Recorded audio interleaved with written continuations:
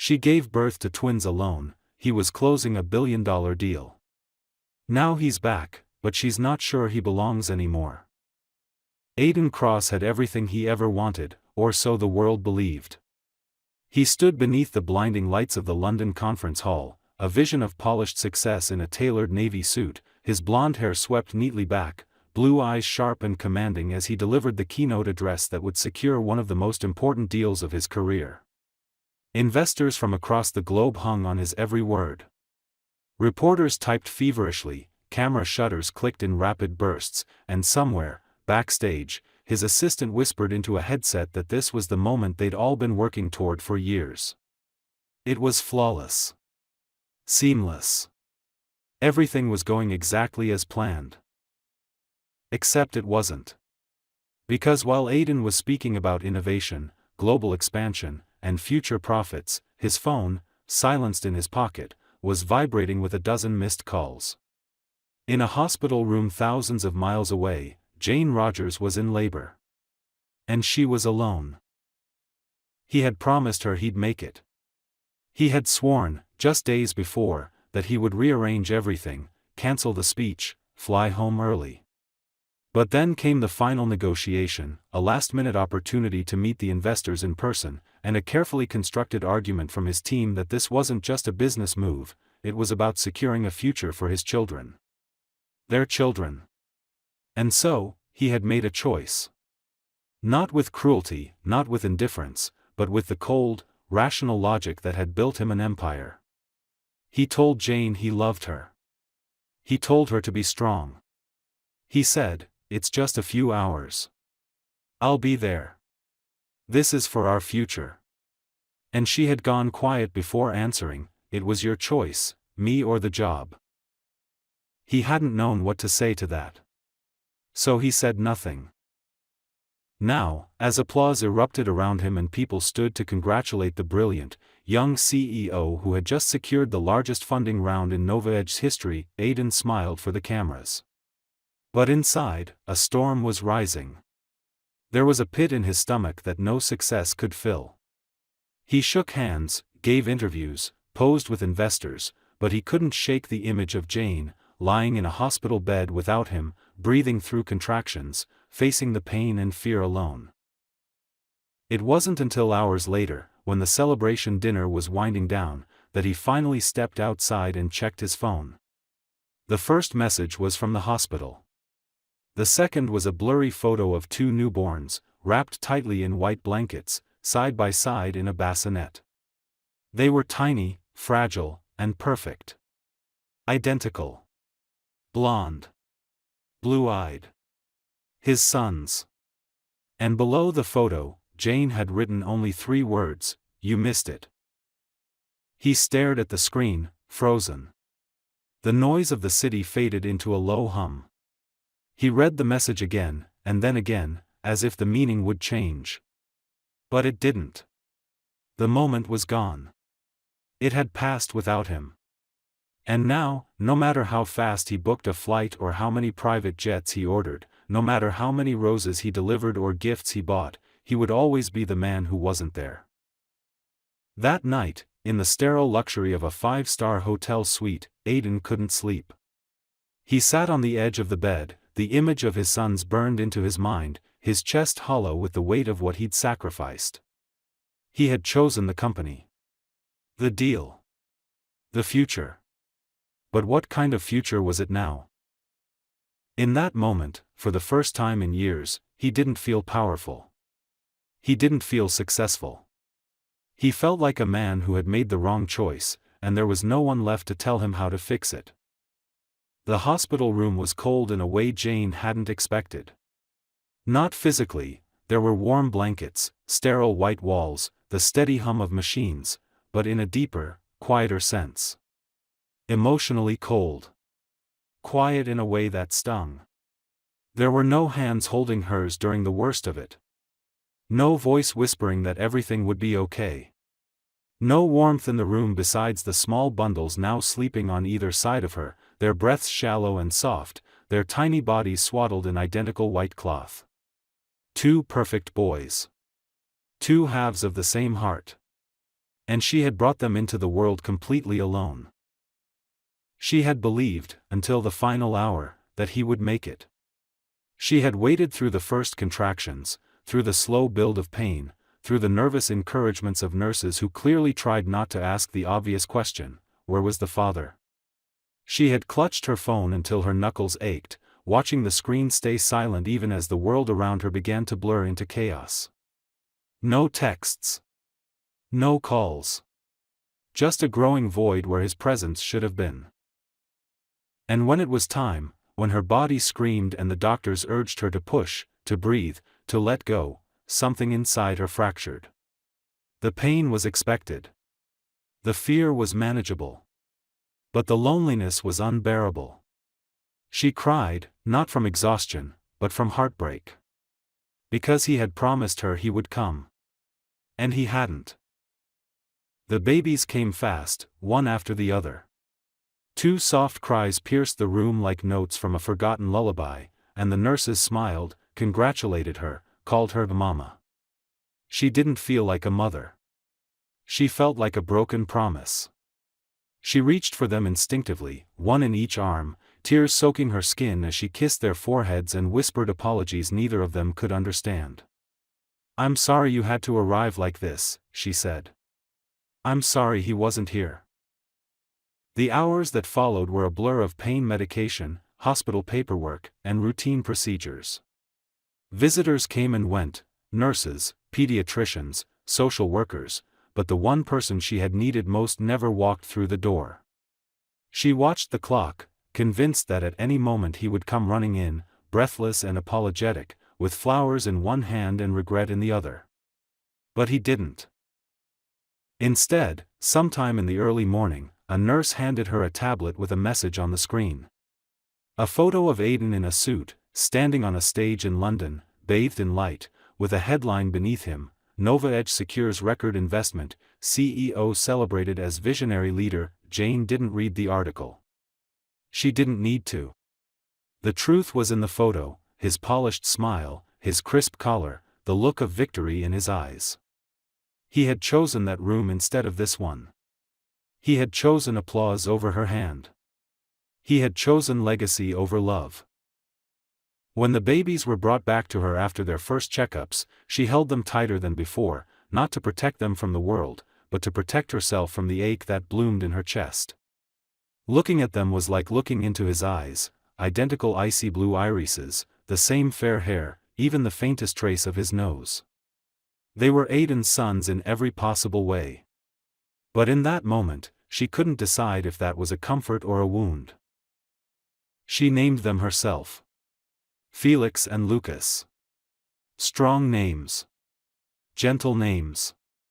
She left the father's name blank on the certificate. It wasn't a decision made from spite, but from pain. From the knowledge that a man can only be a father if he shows up. And Aiden hadn't. Not when it mattered. When the nurse asked if she wanted to notify anyone else, she shook her head. She didn't want him there anymore. Not with gifts, not with flowers, not with words. Words had failed her. She didn't want explanations. She wanted healing. But that would take time. And right now, all she had was the silence of the hospital and the warmth of the 2 lives she had brought into the world with nothing but her own strength. That night, after the babies had finally fallen asleep, Jane stared out the window into the early gray light of morning. The city beyond the glass was still waking up, its streets slick with rain, its people oblivious to the life that had entered the world just hours before. She leaned her forehead against the cold pane and whispered, more to herself than anyone else, "I did it. Alone." And she had. She had bled. She had fought. She had cried. And she had become a mother, without him. When Aiden finally arrived at the hospital, the doors didn't welcome him the way he had imagined. No nurses looked up with recognition, no one asked if he was the father, no warm voice directed him to a room where he'd find her smiling with the babies in her arms. Instead, the lobby was quiet, and the receptionist barely glanced at him as he approached the counter, suitcase in one hand, a ridiculously oversized teddy bear in the other, his face pale from the overnight flight and the lack of sleep that came with guilt gnawing at his chest. He asked for Jane Rogers' room, and the woman behind the desk confirmed it with a click of her keyboard and a barely perceptible nod. He thanked her, swallowed hard, and walked toward the elevator as if each step brought him closer to the truth he didn't want to face. The hallway outside her room smelled of antiseptic and newborn skin, quiet except for the occasional cry down the corridor. He stood at the door for several seconds before knocking, hand hovering just above the smooth surface. He had imagined this moment a dozen different ways during the flight. In some versions, she would cry and fall into his arms. In others, she would scream and slam the door. But reality didn't care for his fantasies. When he finally entered, Jane was sitting in the corner chair, wearing a hospital robe, her hair pulled into a messy bun, her face pale and puffy from lack of sleep, and she didn't even look up when he stepped in. Both babies were asleep in the bassinets beside her, their chests rising and falling in perfect rhythm. Identical. Peaceful. His sons. His first instinct was to drop everything and rush to them, to touch them, hold them, say something fatherly and profound. But Jane's silence held him still. It was heavier than any words could have been. She didn't need to tell him he was late, he could feel it in the air between them, in the way she refused to meet his eyes. He cleared his throat and set the teddy bear down near the end of her bed. "I came as soon as I could," he said, softly, almost afraid of the sound of his own voice.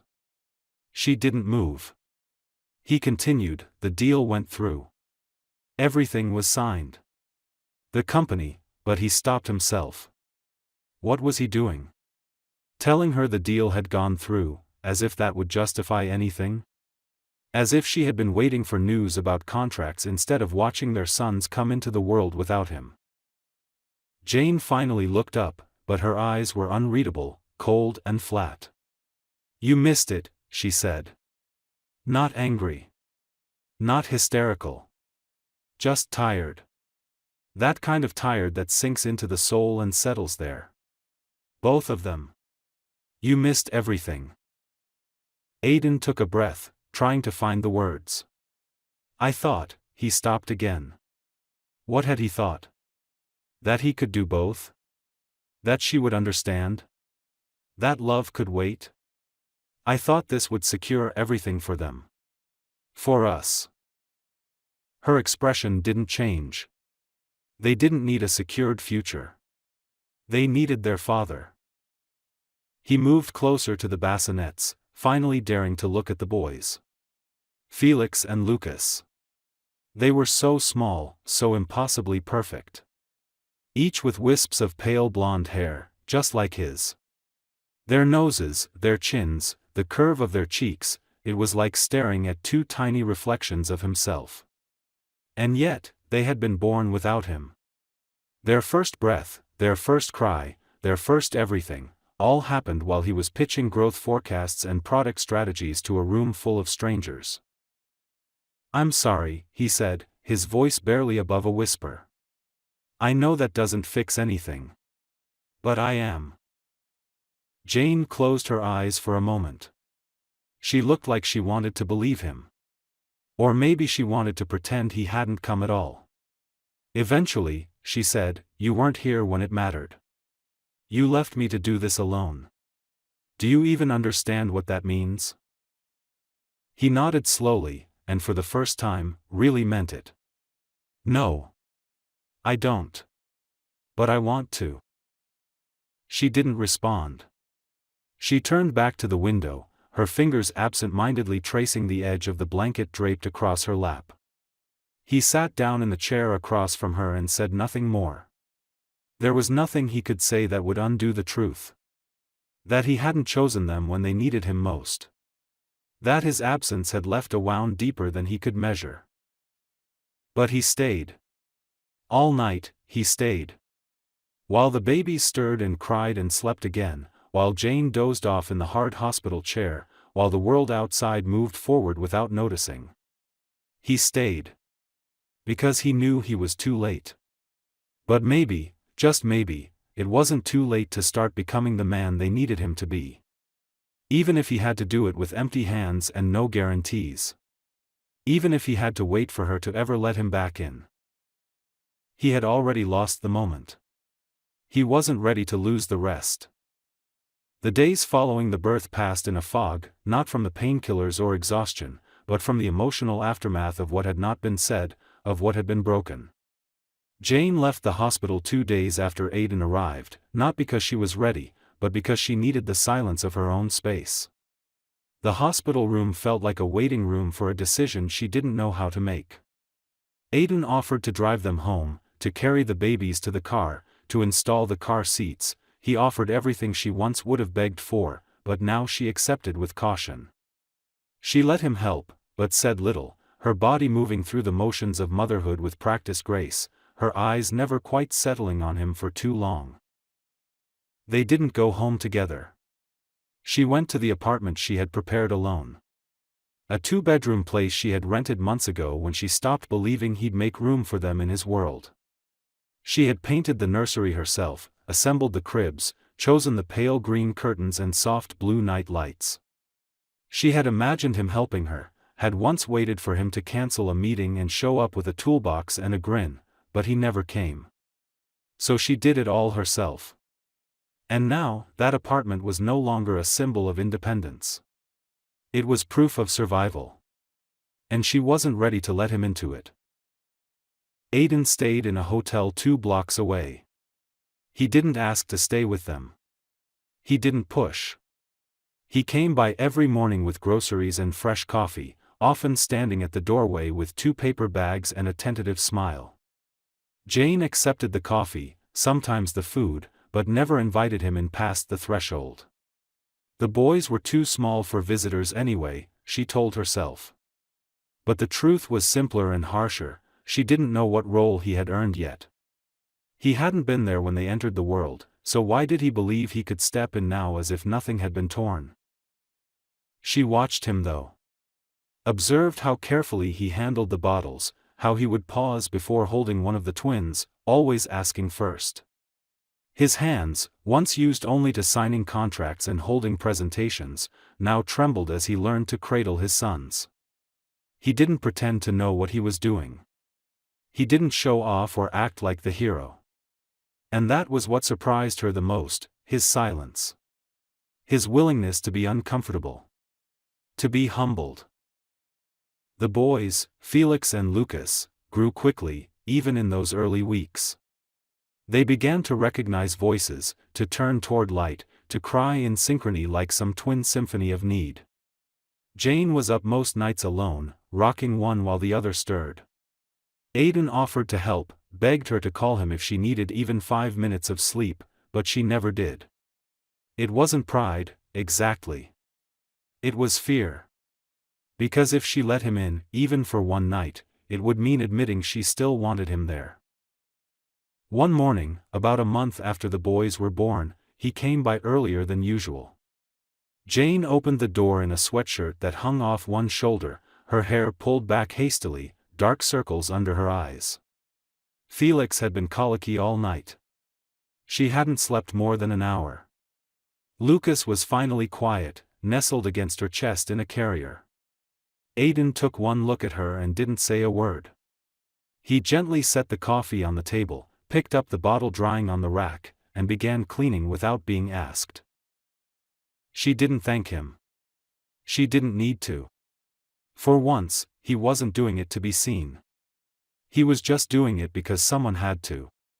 She walked into the living room and sat on the couch, leaning back with Lucas still strapped to her, her body aching in places she hadn't known could hurt. Aiden joined her a few minutes later, sitting at a careful distance, the air between them charged but not hostile. After a long silence, she spoke, her voice hoarse. They cry for hours. Some nights I think I'm losing my mind. He looked at her, and there was no pity in his eyes, only something like reverence. I don't know how you're doing this. Alone. She shrugged. Because I had to. He nodded slowly. I want to help. Really help. Not just drop things off and disappear. Let me take one of them for a walk or something. Give you half an hour to breathe. She almost laughed, but it came out as a dry exhale. You really think I'll just hand over one of my babies to a man who's only held them 3 times? He didn't argue. Instead, he asked, can I come in tomorrow and stay the whole day? I'll follow your lead. You don't have to trust me yet. Just let me try. She didn't say yes. But she didn't say no. And so he came. The next day. And the next.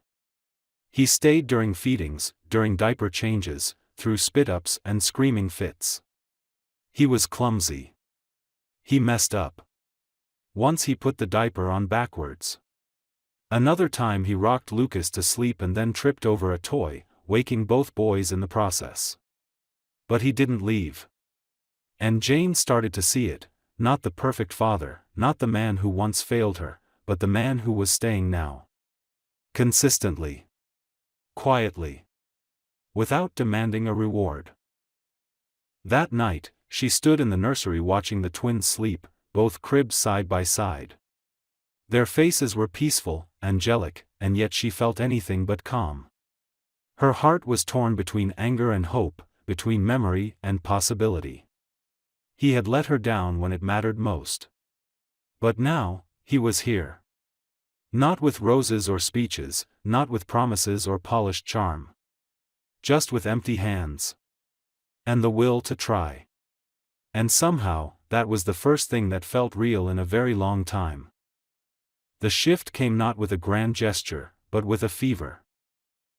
It started on a Wednesday evening, after a long day where everything seemed just slightly out of rhythm. Felix had been fussier than usual, clinging to Jane's chest with a whimper that didn't sound like his normal cry. Lucas, normally the quieter of the two, had begun crying too, unusually restless, unable to settle no matter how many lullabies she sang or how gently she rocked him. By midnight, Jane was pacing the apartment with one baby strapped to her front and the other on her shoulder. The heat of their tiny bodies was alarming, and the sweat on their forehead sent her mind into a quiet, escalating panic. When she took their temperatures and saw the numbers, she didn't hesitate. She called Aiden. Her hands were shaking so badly she could barely hold the phone. She didn't know what to say when he answered, only managed, "They have fevers. I'm taking them in." And Aiden, without a pause, simply said, "I'm already on my way." She didn't even question how he got there so fast. Maybe he hadn't been sleeping either. Maybe he'd been waiting for her to need him. The emergency room was cold, crowded, and humming with fluorescent tension. Jane held Felix tightly in her arms while Aiden carried Lucas, who had gone unusually quiet. Doctors and nurses moved quickly, checking vitals, speaking in calm but urgent tones. The fear was sudden and overwhelming, like a tidal wave crashing over all the anger and pride and exhaustion she'd been holding onto for weeks. These were her babies. Her whole world. And something was wrong. No matter how strong she had become, how self-reliant, in that moment, she felt herself unravel. And Aiden didn't leave. He stood beside her as they moved from one room to another, held Lucas when Jane had to answer questions, cradled Felix as the nurses attached tiny monitors and murmured instructions. He didn't try to fix anything. He didn't panic or take over. He just stayed. Grounded. Present. And when the doctors finally said it was a viral infection, that they'd be okay with rest and fluids and close monitoring, Jane nearly collapsed into the chair next to the hospital bed. Her eyes welled up, not with relief alone, but with everything that had been buried under the surface, weeks of doing it all herself, of pretending she didn't need help, of convincing herself she could protect them from everything, even heartbreak. Later that night, when the babies had finally drifted into feverish sleep in their shared hospital crib, Jane sat with her back against the wall, legs pulled up to her chest. Aiden sat nearby, hunched over, elbows on his knees, the quiet hum of machines surrounding them both. She looked at him, really looked, and for the first time saw how exhausted he was. Not just tired from being awake, but emotionally worn. Stripped of the polished shell he usually wore like armor. He looked like a man who had failed, and knew it. "Why didn't you fight harder?" she asked him, her voice barely audible. "When I said I was doing this alone. Why did you let me?" Aiden didn't answer right away. He leaned back, eyes on the ceiling as if the truth might be written there. Then he exhaled slowly. "Because I thought I'd lost the right. I didn't come when it mattered. I didn't think I had the right to ask for anything after that." "You didn't," she said, flatly. But there was no venom in her tone, only sadness. "I know," he replied. "But I want to earn it. Whatever it takes. I want to be here, not just when things go wrong. I want to be here in the middle of the night. For every bottle, every tantrum, every fever. Even if you never let me back in, I want to be there for them." Jane turned her face away, not because she didn't believe him, but because it hurt to believe him now, when her guard had been up for so long. She'd built walls out of necessity, not malice. Letting him back in would mean exposing herself again, being vulnerable to more disappointment, more silence, more absence. And yet, in this sterile room filled with fear and exhaustion, she had let him hold their children. She had called him without hesitation. She had needed him, and he had come. The next morning, after the doctor cleared them to go home, Jane stood at the window of the hospital room watching Aiden carefully button Felix's onesie. He was slow, fumbling a bit with the snaps, but gentle, whispering something to the baby as if they were sharing a secret. Lucas lay on the bed, eyes wide, staring at the ceiling, his fever now faded to a faint flush on his cheeks. Jane felt a strange ache in her chest, something between love and loss. Between fear and hope. On the drive back, the car was quiet except for the occasional sighs of the babies sleeping in the back. Jane sat in the passenger seat, hands folded tightly in her lap, glancing occasionally at Aiden as he drove. He didn't speak, didn't try to fill the silence with apologies or plans. He just kept his eyes on the road, his jaw clenched, as if every turn of the wheel was part of his silent vow to stay the course this time. When they reached her apartment, she opened the door slowly and stood there for a moment, unsure whether to let him in.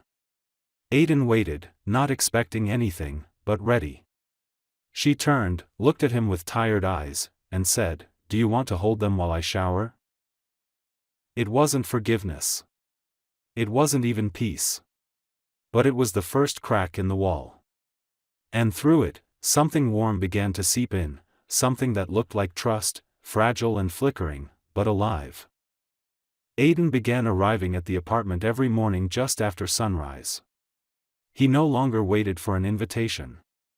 He didn't knock with hesitation or come bearing elaborate gifts or apologies. He simply showed up with a quiet rhythm, slipping in with warm bottles in hand, already knowing which twin preferred to be fed first and which one needed the extra minutes of being held after waking up. There was no announcement, no formal discussion between him and Jane. It just happened, the way sun fills a room slowly, without being noticed at first. He no longer stayed at the hotel. Jane hadn't exactly told him to move in, but over time, his clothes found a drawer. His toothbrush appeared next to hers. A pacifier tucked into the breast pocket of his shirt became a daily occurrence. The couch became his bed when he wasn't pacing the floors at 3 a.m. with a wailing Lucas on his shoulder. It wasn't a homecoming. It wasn't forgiveness. But it was the beginning of presence. And presence, he was learning, could be louder than words. Jane remained guarded. She never asked him to stay, but she never asked him to leave. She watched him carefully, almost skeptically, waiting to see if this new version of Aiden was real or temporary, another phase, another performance. But he was steady. There were no grand declarations. No attempts to reclaim what had been lost. He didn't speak of the past, and he didn't demand anything of the future. He simply folded laundry, reheated bottles, cleaned up spit up, and sang lullabies in an off-key hum that made both boys giggle more than any perfect melody could. One evening, she found him asleep on the floor of the nursery, one hand still resting inside Felix's crib. The baby's tiny fist was curled around his finger, both of them breathing in sync. Jane stood in the doorway for a long time, something painful and soft blooming inside her chest. This wasn't the man who had missed the birth. This wasn't the image of the CEO in headlines. This was a father, exhausted, imperfect, trying. And suddenly, for the first time in months, she didn't feel so completely alone. But the wall she'd built around herself wasn't made of simple stone. It had layers: anger, grief, disappointment, pride. Letting someone back in meant risking all of it crumbling down again. She remembered the silence of the delivery room. The way she'd stared at the door, hoping it would open. She remembered the nurse gently touching her arm after the boys were born, saying, "You're stronger than most." And how she had wanted to scream, "I shouldn't have had to be." The thing about pain is that it doesn't always come as a sharp wound. Sometimes it sits quietly, like a weight pressing against your chest, convincing you that trust is a risk you can't afford. But the thing about healing is that it doesn't come all at once either. Sometimes it arrives in the form of a man who has learned how to change a diaper with one hand while balancing a phone call with a pediatrician in the other. Still, it wasn't until the night of the thunderstorm that something shifted. The storm had rolled in fast, drenching the city in darkness and pounding the windows with heavy rain. Felix startled awake first, his cry piercing the night, and moments later Lucas joined him in a terrified chorus. Jane had already been up, pacing from the kitchen to the nursery with a half-drunk cup of tea, her nerves stretched thin from the week's relentless exhaustion. Aidan appeared in the hallway in seconds, barefoot, eyes still full of sleep, but alert. She passed him Lucas without a word and took Felix into her arms. The apartment trembled with thunder, and the boys couldn't settle. Their little bodies shook with panic, the sound of wind and rain turning their world into something unfamiliar and frightening. They ended up on the floor of the living room, surrounded by blankets and pillows, the twins in their arms, lights off, only the soft glow of a nightlight flickering across the room. Aidan wrapped a blanket around Jane's shoulders without asking. She didn't shrug it off. They stayed like that for a long time, listening to the storm roar outside, the babies nestled between them slowly calming with the rhythm of their parents' voices. It was in that moment, in the dim quiet of the living room, that Jane spoke. "I didn't just feel abandoned," she said, voice low, eyes on the small bundle of Felix sleeping against her chest. "I felt erased. Like everything we had didn't matter the moment something more important came along." Aidan didn't respond right away. He stared at the floor, the weight of her words anchoring him. When he did speak, his voice was rough. "I know. And I'll never be able to take that away. But it wasn't more important. I was just too scared to stop moving. I thought if I paused, if I showed up without success in my hands, I wouldn't be enough for you. Or for them."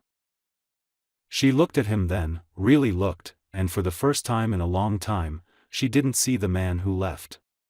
She saw the man who stayed. And it didn't erase the hurt, but it softened the corners. "I didn't need you to be perfect," she whispered. "I just needed you to be there." "I'm here now," he said. "And I'm not going anywhere." She didn't answer. But she didn't look away. And that, somehow, felt like a door quietly opening. That night, they slept in the living room, both twins between them, the storm fading into a soft, distant hum. There were no promises made. No lines drawn. Just four people tangled in a heap of blankets and quiet healing. And when morning came, Aidan woke to find Jane still asleep beside him, her hand resting lightly over his. For the first time, she had let it stay. In the weeks that followed, the air in the apartment began to shift. It was subtle, like the first thaw after a long, hard winter. The walls Jane had built didn't fall all at once, but they began to develop soft edges. The tension that had once hovered between every word and movement slowly gave way to something quieter, calmer, and more lived in. It wasn't forgiveness, not yet, but it was something close, acceptance of a present that looked nothing like the past but still held hope. Aidan took on more and more responsibility without being asked. He woke before the babies, often already in the kitchen when Jane stumbled out of the bedroom, rubbing her eyes and dragging a blanket behind her like armor.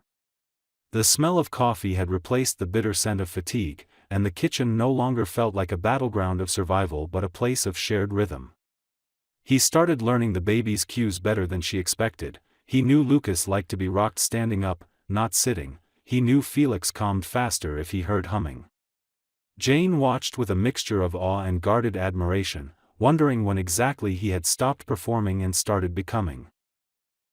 One morning, she found a handwritten note on the fridge. It wasn't dramatic or poetic. It simply said, "Taking the boys to the park for a walk. You deserve to sleep. We'll be back before lunch." She stared at the note longer than necessary, her hand still on the handle of the fridge. He hadn't asked permission. He had simply known she needed the rest. For once, she didn't feel the familiar panic that something might go wrong if she wasn't there. She trusted him.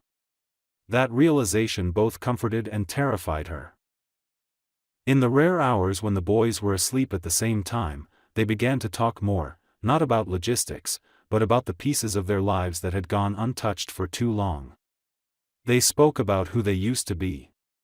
About how everything had felt so temporary when they first fell in love, like they were racing against time and ambition.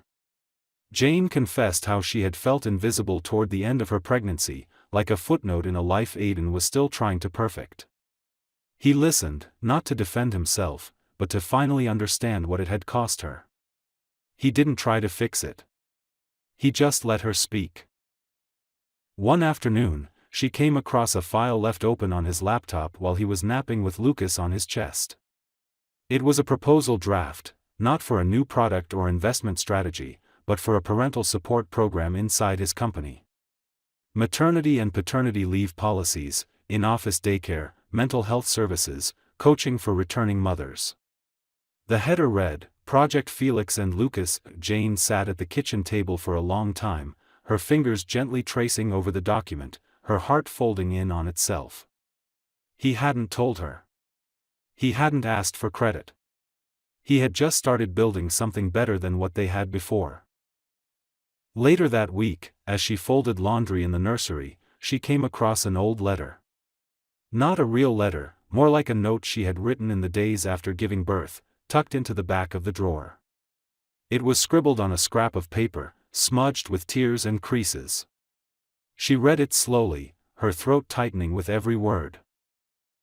I hate that I still love you. I hate that you weren't there when I needed you the most. I hate that the boys have your eyes and that I see you in them every time I look down. I hate that I'm doing this alone, even though you said we were a team. And most of all, I hate that if you walked through that door right now, I'd probably still let you hold them. Jane folded the paper and stared out the window, the boys napping peacefully nearby. The note wasn't her truth anymore, but it had been. It was a time capsule of her pain, her loss, her rawest honesty. And now, as she looked around the room filled with soft toys, folded blankets, and the quiet breath of children growing, she knew something fundamental had shifted. She wasn't doing it alone anymore. Aidan had walked through that door. And this time, he hadn't left. That night, she found him on the balcony, staring up at the city lights with a soft expression she hadn't seen in years. She stepped out beside him, wrapping a blanket around her shoulders, the cool air brushing against her skin. He turned to her, surprised but not startled, and they stood in silence for a while. "You've changed," she said, finally. "I had to," he replied. "You made me want to." She looked up at the sky, the stars barely visible through the city haze. "I think I'm starting to believe you." Aiden didn't respond with words. He reached out, slowly, giving her every chance to pull away. But she didn't. She let his fingers intertwine with hers, and for the first time since everything had broken, it didn't feel like weakness. It felt like strength. It wasn't a declaration. It wasn't a promise. But it was a beginning. One she had never expected to want again, but somehow, now, couldn't imagine walking away from. A quiet agreement between two people who had been shattered by time, by choice, by fear, and were now choosing something different. Not perfection. Not even certainty. Just the willingness to begin again. Together. Morning arrived not in a rush, but in a warm, golden hush that crept softly across the apartment, casting gentle light over the nursery door and along the hallway walls. The twins had already been awake since just before dawn, stirring in tandem, their tiny voices rising and falling in sleepy complaint. Jane reached them first, still half asleep, her feet padded by the memory of hundreds of steps across that same floor. When Aiden entered moments later, she didn't even turn around to acknowledge him. They worked silently, a familiar, practiced dance, bottles warmed, diapers changed, sleepy heads kissed and tucked back in. And when the boys were finally quiet again, their soft breathing echoing off the walls, Jane leaned her head against the crib rail, exhausted, but smiling. Aiden reached out and brushed a strand of hair from her cheek. She didn't flinch.